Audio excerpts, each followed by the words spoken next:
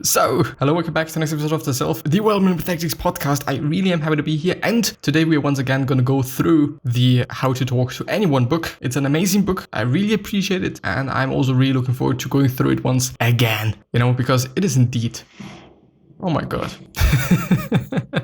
A bit loud there, but yeah, it is what it is. Yes, I think we're gonna just hop straight into it because it is indeed such a good. I love it so much, it is insane. And you can already see it on the left side. I do still wonder if I should actually have some... Yes, I should. I should.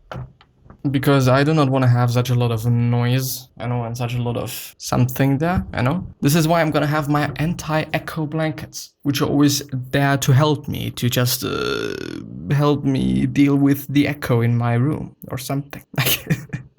Today's actually, I'm recording just really early. It's 10:30, which is I think an amazing thing because then I'm able to just do all the other things and I don't have to talk and have to think about just all the other things that I have to do besides school things, so that I'm kind of just structuring my day like yeah.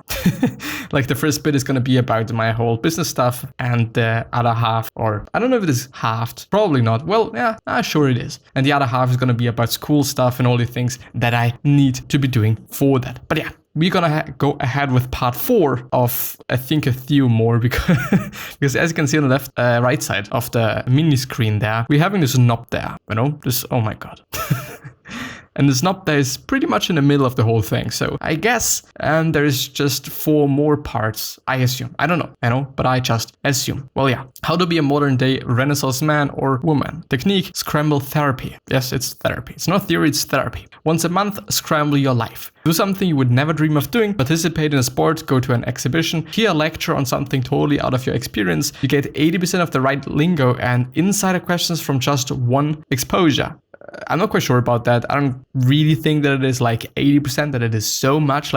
There's so many factors, like what exhibition might be and whom is doing the exhibition, in what country you actually are. Because yes, every country is doing it differently, and or every state is doing it differently, and or every city is even doing it in a different way, which is a good thing, because if every exhibition would be the same, then which wouldn't work, besides that, yeah, it wouldn't be that nice.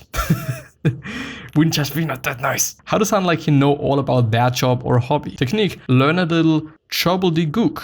Big winners speak gobbledygook as a second language. What is gobbledygook?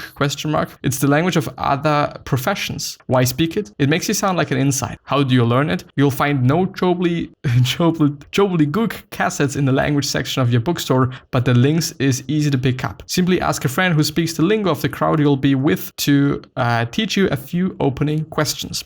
The words are few and the rewards are manifold. Yes, I would say so. Like every profession is having their own languages, if you will. Like it is indeed own language with their own vocabulary, and it indeed makes you feel like an insider. I just really have to think about the whole graphic design even scheme, I guess, but more or less scene. There is a lot of vocabularies when it is about typography, when it is about just printing stuff in general, also about web things, web design. There's really a lot of words. And if somebody comes up to me and is like, well, I don't know, like, do you like the serifs of this Baroque font? Then I'm going to be like, what? Do you know what this is?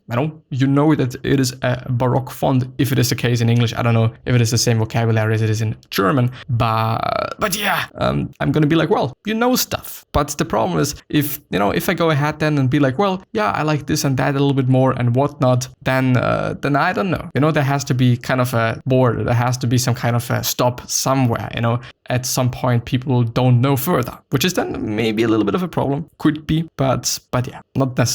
Really not necessarily. How to bear their hot button.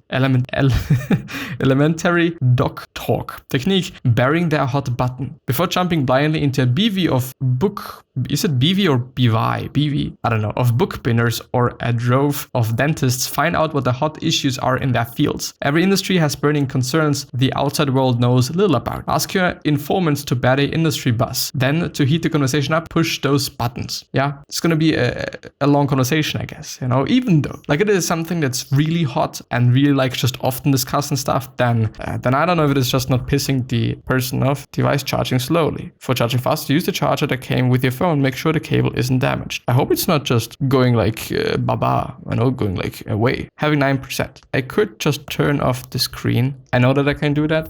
I hope. And if it's not working, then I'm having this audio. This audio is just completely shit, but it is what it is. But as I said, I don't know. Like if it is a topic that is just overused, basically, then I don't know. And it could also just be the wrong direction to go. How to secretly learn about their lives. Technique, read their recs. Is your next big client a golfer, runner, swimmer, surfer, or skier? Are you attending a social function filled with accountants or Zen Buddhists or anything in between?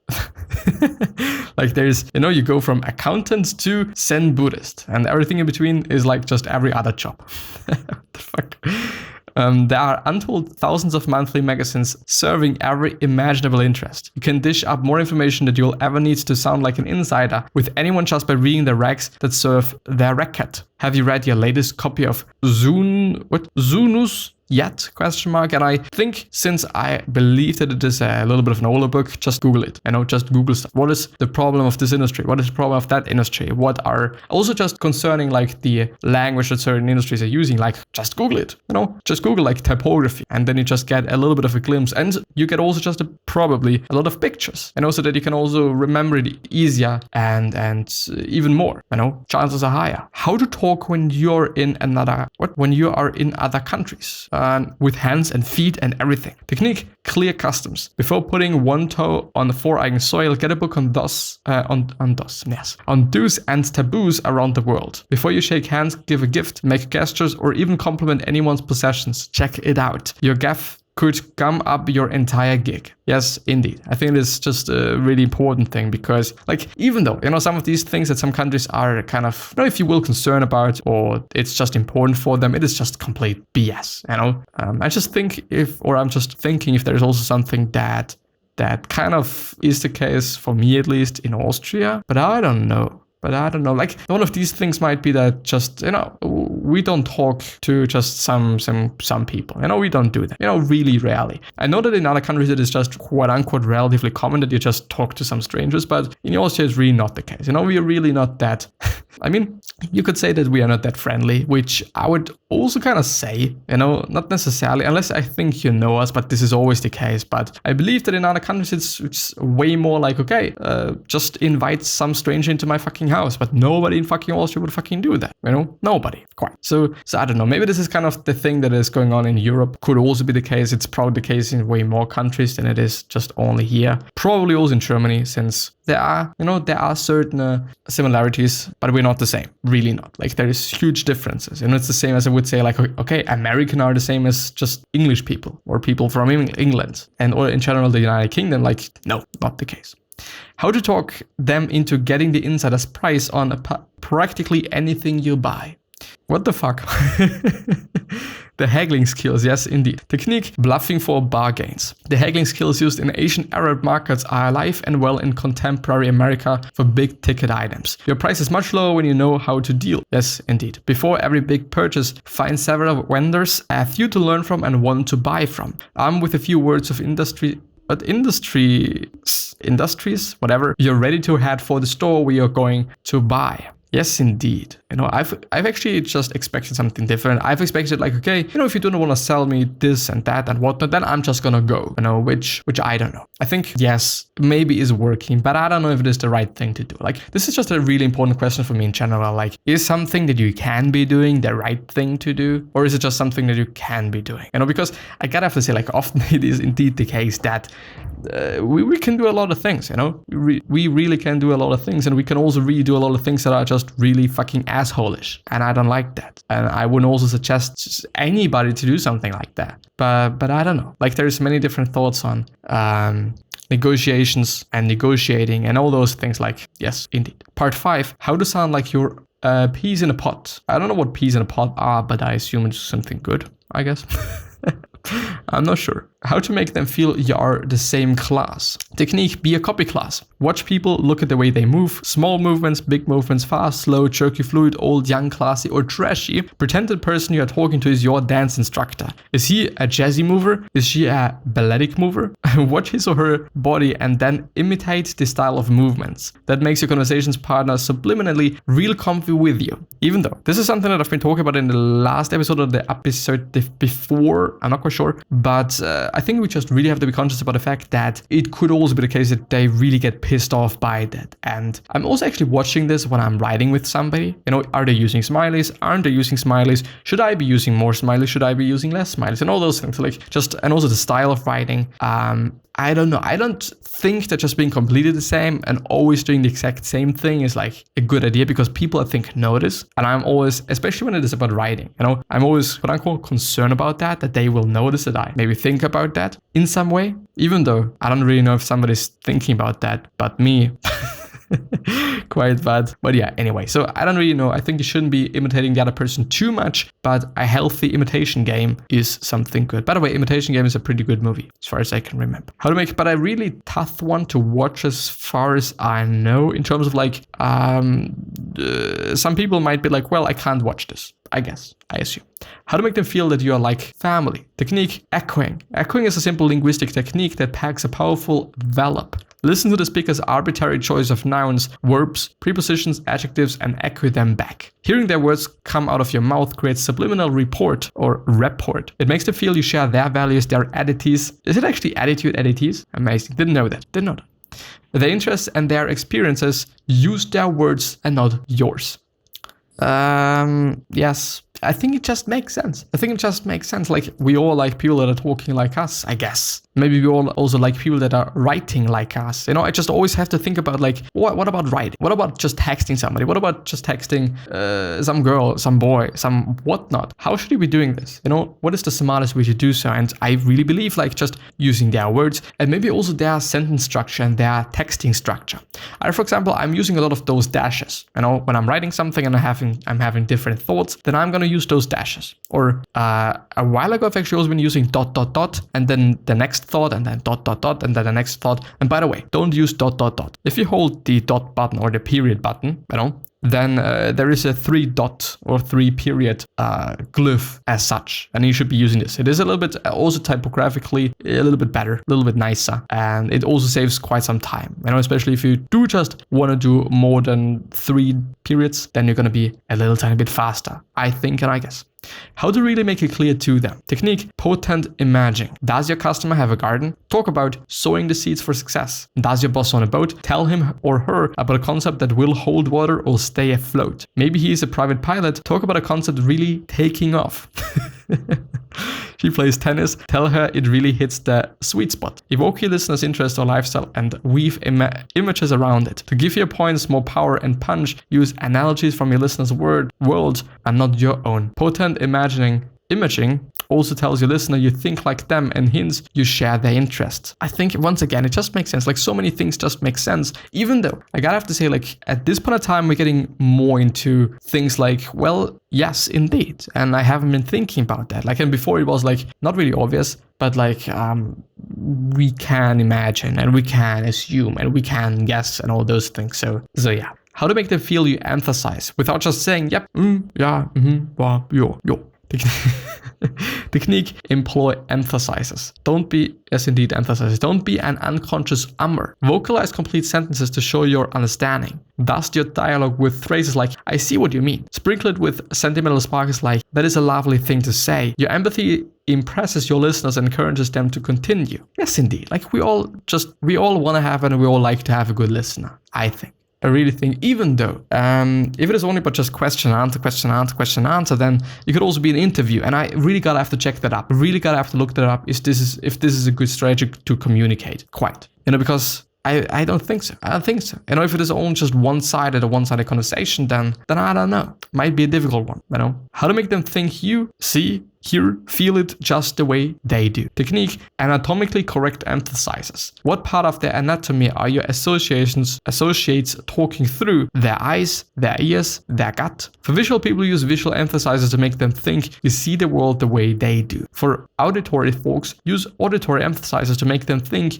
you hear them loud and clear. For kinesthetic types, use kinesthetic emphasizes to make them think you feel the same way they do. Suppose a business colleague describing financial plan says, with this plan we can see out way clear in 6 months. Since this time she's using primary visual references, say, I see what you mean, or you really have a clear picture of that situation. Yes, indeed. If instead your colleague had say, this plan has good ring to it, you would substitute auditory emphasizes like, it does sound great, or I hear you. It makes sense. It just makes sense. And I think it is amazing that they or he also just has those examples in there, because I wasn't able to think about something beforehand, to really be honest. A third possibility, suppose she said, I have a gut feeling this plan will work. Now you give her a kinesthetic emphasizer like, I can understand how you feel, or you have a good grasp of that problem, or of what the problem is. Yes, indeed. This is, I think, it's amazing. Like, I love this book so much. It is such a joy to go through, and I really hope, by the way, that it is also something that other people like to have.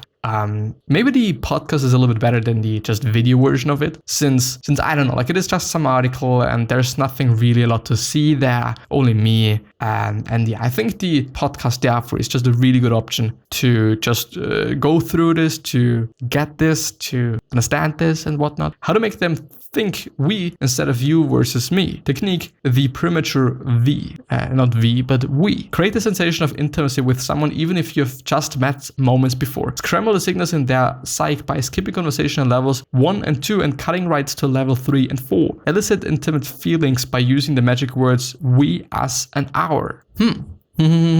I get that. Use the word we prematurely. At a party, you might say to someone standing behind you at the buffet line, is it 8 or at the? I think it's at. Hey, this looks great. They really laid out a nice spread for us. Or we're going to get fat if we let ourselves enjoy all of this. It is just amazing, because I just have so many different ways in my head where I can be using this. Primarily, actually, as I said, when I'm texting with somebody, whether it is actually about my girlfriend, whether it is just about somebody else, to just, I don't know, make it, I think, better for everyone. I know I have my fun because I can use my techniques. The other person is just probably and hopefully having a good conversation, which is something amazing, which really is something amazing. And the last one. And then we have actually also finished with part 5. How to create a friendly private joke with them. Technique, instant history. When you meet a stranger you would like to make less a stranger, search for some special moments you shared during your first encounter. Then find a few words that reprieve the laugh, the warm smile, the good feelings the two of you felt. Now, just like an old friends, you have a history together and instant history. And instant history, yeah, okay. Or an instant history. With anyone you would like to make part of your personal or professional future, look for special moments together and then make them a refrain. Yes, would be, makes sense. Really, indeed, makes sense. And I think this is going to be the last one for today. And yeah, of course it is loading. But I'm anyway going to go through or go ahead with the, can I do this? No, I can't. With the question of the day, because the question of the day is going to be, did you do something today that makes the world a better place? If not, no problem, because you're having just probably some time left in your day or tomorrow. But I wouldn't just be like, okay, I'm going to do it just tomorrow. And tomorrow you're probably going to be like, well, I'm going to do it the next day and stuff like that. Like, it's never ever working out. Like, it's bullshit. I think we should always be doing things when we feel like doing them. When we feel like, okay, now is a really good time to do this and that and whatnot. And I feel really like just good about that, because probably the case is that the next day we're going to feel like, well, this has been a really dumb idea. Even though, on the flip side, use this to just make difficult decisions. Like, wait a day, wait till the next day, till the next morning, because you're gonna think about the whole thing in a different way than you thought about it in the evening and stuff. Like, it is. What's going on there? I'm having my phone there and stuff. Okay, indeed. But yeah, so yes, this is the question of the day. And with that being said, hello. No, not with that being said, not hello. But thank you very much for the attention. Thank you very much for being here. And I wish you the best wealth, health, happiness, and also success. And also hope that you're going to remind yourself and you're going to be remembered, which basically means which basically means just being a nice person, then also being remembered as a nice person, which is your legacy and stuff. So yeah, 3 other questions that I'm having for you are, why are you here? What are you trying to change? And what is bothering you the most? These 3 questions are hopefully going to show you your purpose and maybe even a business idea, which is an amazing thing, you know, really amazing thing. I should kind of actually check, I think, whether this is, yes, it is indeed working. You know, it's actually like just, first of all, kind of dumb that I'm checking it right now, because yeah, it is, to be honest. And yeah, but I've seen actually with this microphone is actually working really well. And there's really not a lot of background noise, and when there is some background noise, then I'm gonna just cut it out anyway. The quality per se still is different, and I'm not quite, I would say like this is a little bit more balanced. You know, my iPhone is a little bit more balanced, even though like the funny thing is there just some dirt in there? This could be the reason why it is not working. I think there is. Could actually be one of the reasons why it isn't working. Well, anyway, I think it is more balanced because this one is more like, I think, muffy in general. Could also because like just because of the case and stuff and like whatnot, like different reasons. But yeah, the question of the day, we already had it, but now we can end the episode. I really have to thank you from the bottom of my heart, and I'm hopefully gonna see you the next time. Stay cool, stay fresh, stay a nice person, be cool, think about your legacy, and I'm gonna see you.